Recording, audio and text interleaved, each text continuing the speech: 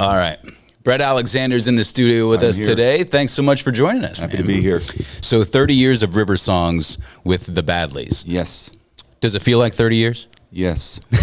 It does. It does feel like 30 years. The Badlees started in 1989, is that right? Or around there? No, we kind of consider it 1990. Yeah. We'll talk about river songs in a little bit, but I know it might be like a little bit of a Wizard of Oz story going down the Yellow Brick Road maybe, but how did you all meet? We met here. Right here at the studio? Yeah, met at the studio over there. Yep. I worked here. Yeah. Paul came in 6-8 months behind me as an intern, and then Ron and Jeff came in making a record with their band, that was Badly White at the time, was sort of the seed that became. Yeah. And then Pete came in. He went to Susquehanna University down the road, so he came in making a demo with his band, and then that was pretty much like all 5 of us converged from here. Right. Yeah. Why do you think that was? Why did we converge? Yeah. Why did we converge? It took a long time to solidify, honestly. Yeah. It took a couple of years to like the main lineup to solidify, probably 1990, 92. Yeah. Or, well, maybe no. Like that was like the band all met here in the 80s, so probably 91. Okay. Was when like Paul came in. He was the last person of the main lineup to come in. Right. And then it just like everybody, like, Pete was graduating, he had a band, they were leaving and going and getting jobs and moving away. Jeff and Ron came in, they did their things, they had some lineup issues that they didn't like. I was working here and wasn't really, I had a band from home, but I wanted to play more and get more serious. And everybody just kind of happened to be here at the same time and joined forces, in succession. Yeah. And you've been playing music ever since. Yeah, on and off. Yeah. Well, I mean, I've been playing ever since, yes, but the Badlees have, went on various hiatuses, but we're still here. Yeah, and we're happy that you are here. Yeah. So January 11th at Front Street Station, you guys are playing. And you've played Front Street Station numerous times. Many times. Yeah, and even when you were working here at the studio, you and the guys would go to Front Street and have some wings and some drinks. Some drinks and jump the train. Jump the train? Yeah, we used to jump the train. You jumped the train at Front Street? Lots of times. Yeah. Really? Yeah. Yeah. Was that before the drinks or after the drinks? After the drinks, obviously, yes. But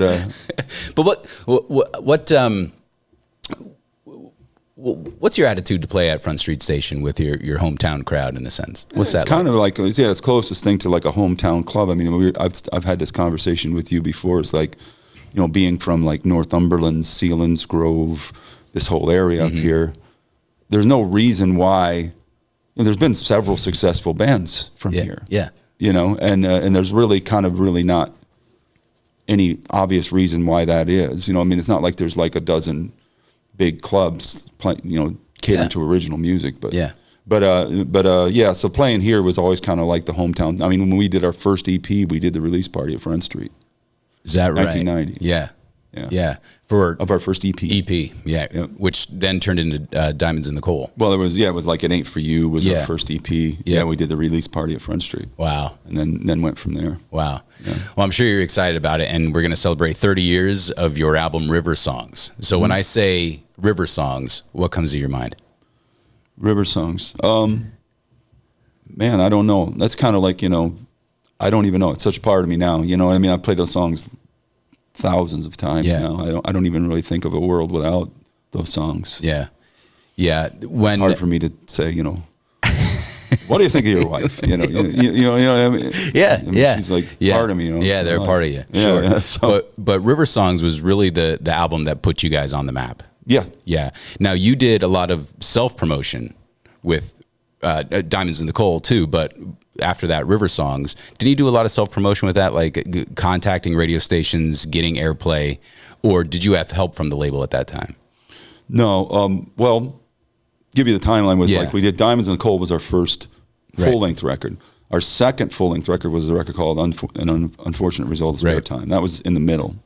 And then we, on Diamonds in the Coal and Unfortunate Result of Spare Time, we were really, all the things you said, we were really active in, like sending things to labels, you know, and like really proactive in getting, like sending stuff to labels, inviting them to showcases, blah, blah, blah.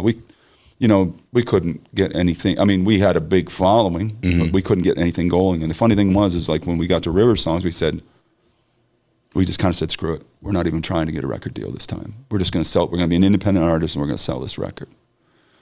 And of course, that's when we got a record deal. So when you got a record deal? Yeah. So then we put the record out, and it sold really well out of the gate because we'd build up this circle, the buzz. From Philly, New York, DC, Pittsburgh State College. This whole big huge circle that's one thing about being from here is you can get all of those places and drive home right the same night. It sucks, but you can do it because you're so much of the United States population is within 3 hours. Okay. Of here. Yeah. So strangely, this is like a decent place to be from. Right. If you're a band. Right. Yeah. And then you had your first hit, "Fear of Falling," right? Was that your first? Well, yeah. Like we were commercial hit. Yeah. Well, as far as the record deal goes, like we put out the record, it would be 30 years. It was February 28th because I remember it was my parents' anniversary. Okay. So I'll remember the date. Yeah. And then it was 30. That was when we released the record independently. Then it was re-released. Right. Late summer, something like that, under like Polydor A&M, under that. And then we went out nationally from there. But while we released it ourselves, we I think if I remember correctly, we released Angeline first. Really? Independently. Okay. And then we kind of got some traction. Then we went to Fear of Falling. That was going really well. Yeah. And that's another story. But so then when the label signed us and put the record out, they just kind of continued the Fear of Falling. So yeah, it was our first major label single. Right, but the first one that you technically released was Angeline. As on our own. Yeah. But then basically it went Angeline, Fear of Falling, Angeline. Right. Yeah. So what was the touring like behind that album, River Songs? I mean, you guys toured all over the place. Some of it. I mean, some of it was the analogy I always use, and I don't think this changes. Is like every 6 weeks something happens to you that you tell the story for the rest of your life. Between those 6 weeks is nothing. It's just like it was like the Charlie Watts quote. He said something like, way back years ago in his career, he said, in my 30-year career, I played for 5 years and waited around for 25. Yeah. So I mean, it's a lot of the road is. I mean, unless you're in a really, really cushy situation, it's a lot of waiting around and just playing city to city. A lot of times you're in these cities, you don't even really get to see them. Right. You're just coming in, playing, getting out. You're in and out. But you get to play with the upside is you get to play with your heroes. Yeah. You get to meet a lot of them. Yeah. And play a lot of these places that you grew up hearing about. Yeah. So a lot of that stuff is really cool. Yeah. That is really neat. I want to hear one of those stories, in particular, the story of the Herndon House. The Herndon House. Yeah. You have. We played the Herndon. Yeah. Oh, the story. The Herndon House was this little tiny bar we played in Herndon. Yeah. Which is outside of probably 20 minutes from here. Yeah, and that's something like that. Yeah. Just kind of like north of, if you're not from the area here, it's like north of Harrisburg, PA, probably. Yep. Half an hour, 40 minutes, something like that. I'm not positive. We used to play there, right? So we one of our first big opening shows was with Cheap Trick. Cheap Trick. We opened up for Cheap Trick, and we were like, at the Herndon House? No, I'm leading up to that. But anyway, I'm just saying, backing up. Yeah. Okay. We played the Herndon House often, but the story of the Herndon House that I always think of is this.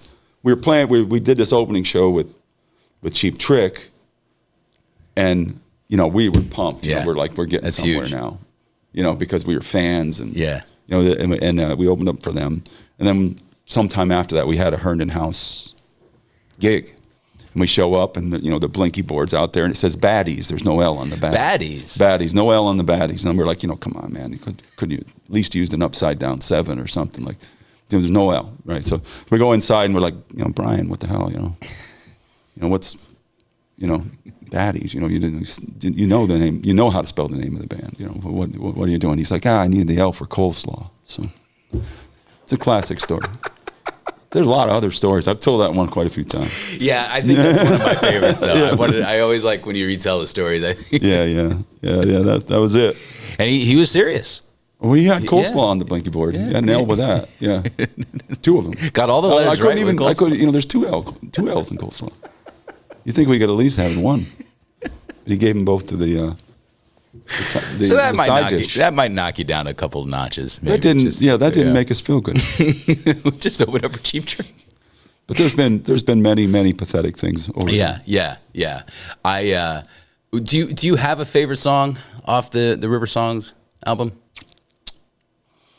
Honestly, on that album, you know mine.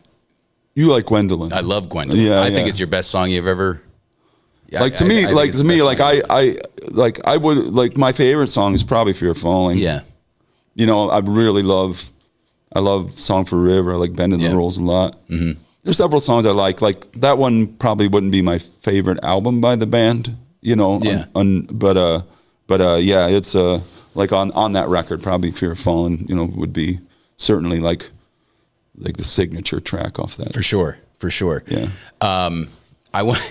So on January 11th at Front Street Station, you guys are celebrating the 30th anniversary of River Songs, but you're not going to play the full length album from start to finish, but you are going to play. We'll play all of it. You'll play all the songs from River Songs. Just mixed in with the set. Yeah.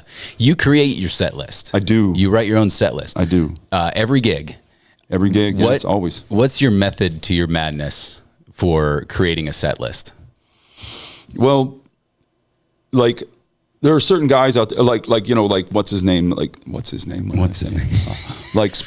Springsteen. Is known for being able to kind of keep people's attention for like 3 hours. Yeah, 3 hours. Yeah. And Eddie Vedder writes Pearl Jam set lists, and I saw this little interview with him where he actually learned how to do calligraphy because he spends so much time, so he started writing them in this calligraphy. But for me, it's really kind of depends where you are.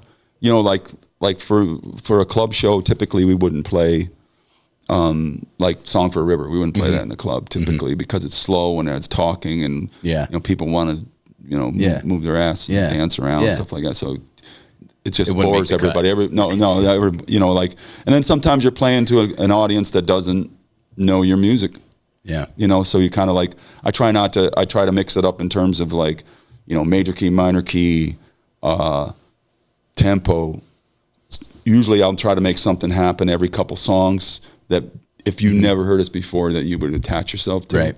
Whether it be a cover song or a jam or something where Nike would really take off, or just kind of I don't let it go 3-4 mid-tempo songs just playing the music. I think you kind of got to have this peaks and valleys. If you have a really big song, a really big song with a huge ending or a huge jam or something like that, then maybe after that you give it a really break and you slow it down. Just kind of get to an understanding of the emotion of it, the ride. It's kind of cast. It's kind of like a screenplay almost. Well, it's interesting you mentioned about Nike because a lot of people are like, "Who's that guy?" Yeah. He has grown in popularity with the Badlees, and he's a fantastic musician. When was he brought on with the Badlees? Why and how did that come about? He came into Paul and I's studio when we were both doing Saturation Acres together, and he came in with a solo artist. Scott McKenna, and they made a couple records. He was just in high school at the time, and he kind of came in, and the second record he came in with, he had his laptop, and he written these scores, where he's just one track at a time, lay down 6 of this violin part, 6 of this violin part, 6 of this. Okay, here's the next part. Here's the transition. So it'd be 45 tracks of violin, and he just built these little mini orchestras by himself, and it was super cool. And he does it for a lot of people to this day. And I started finding myself, I want to put it in this. I want to put it. You know what I mean? So I started putting him on sessions. The first session I put him on was actually the song Additive by Panacea. Okay. Which are from here as well. Yeah, sure. So, that was the very first song that Nike did a session for me that wasn't his original artist that he played with, that I hired him to do. And then then it was then he played on the Badlees' Love Is Rain. He played on the song We Will. He played on Epiphones and Empty Rooms, and he just kind of kept becoming more of an integral part of the band. And I try to include him in everything we do. as much as I can. It's a great addition. Yeah. And he's a good guy too. Good guy. And like, you know, and it's like I always say, you know, like, you know, even if I'm like, we're playing as a duo or something, I always say, you know, even if we suck, they'll wait around for the violin solo. Yeah, you know? for sure. So, yeah. So, but you have more stuff coming up. Like you're working on an album right now. Can you talk a little bit about that? Yeah. I mean, we've been like, since the summertime kind of getting together, and we took a little rest, in the fall, but yeah, we were kind of just getting together and kind of recording things. I don't even know how many songs we have, that maybe 8 or so, but I think now coming into 25, we'll be getting more disciplined with getting more stuff done. You know, we've been kind of debating, you know, if the album is a viable form anymore, you know, so if we're just going to release singles. I kind of like albums though, you know, but I mean, we're kind of just kind of seeing what sticks right now, you know, I mean, kind of getting a direction together, and we have several things recorded that sound good.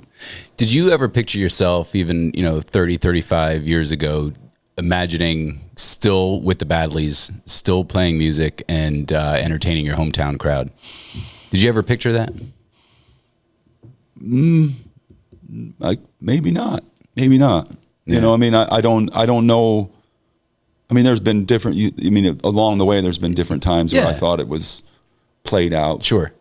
You know, that maybe there wasn't anybody that wanted to hear us anymore. Oh, yeah, I think you're wrong. Well, there's been several times over time that we were like, you know, does anybody want to hear this? Right. These songs anymore? You know what I mean? It was like 2 years ago, you guys had this resurgence. Yeah. Well, that was because we were inducted into the Pennsylvania Hall of Fame, Music Hall of Fame. And, you know, and it was just kind of like one of those things, like we hadn't played together, and we had, you know, there was falling out, you know, years ago. And it was kind of like, I don't think anybody was really even all that mad at each other at the time. Just nobody made the call and said, well, let's play, you know? I mean, but, you know, I know I wasn't going to make that call. You know, I don't think anybody was, but that was kind of forced our hands. It was like, well, what are we going to do? Not show up? We're going to be Axl Rose or something, you know? We're going to go, you know, we're going to play.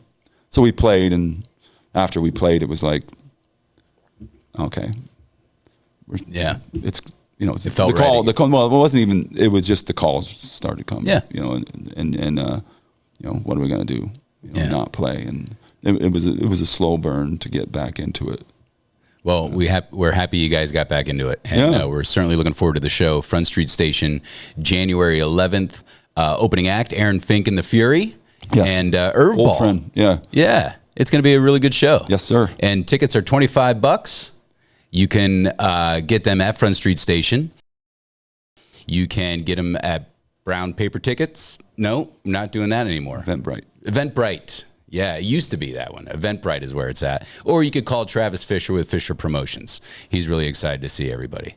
And he told me he's going to buy everybody a drink that comes. So that's going to be really nice. Thanks, Travis. We appreciate it.